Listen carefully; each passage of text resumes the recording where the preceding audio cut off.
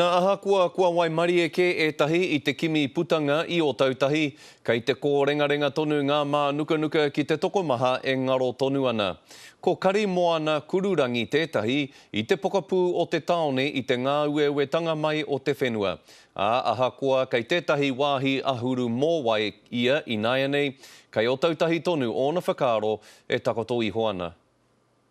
Umere tangi hoti wetehi, kua mamai rawa, e tehi atu,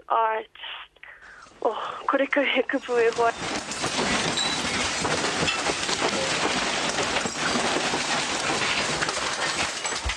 Toku whakaro tuatahi ki tōku huatāne a komene, me tōku whānau ko tōku huatāne mahi ana I te whare o te wānanga o Aotearoa. I te whare o Science Alive, he tino tawhito taua whare rā no reira toku whakaro tuatahi ki taku tāne, me te pātai nui o kei te ora tonu taku tau.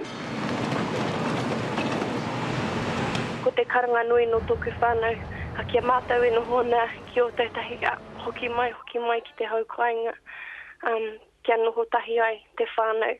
Ko te nuinga ko wehe I te taone rā no reira, ko tau te mauri ko ora wera, engari ai e te hiatu kare anō kia kōrero atu, no reira kāre mai e te tino mōhio kei te ora tonu, te katoa ua mātau hoa, no reira ka awangwanga tonu I te wai I mātakitaki mau I te puaka whakata,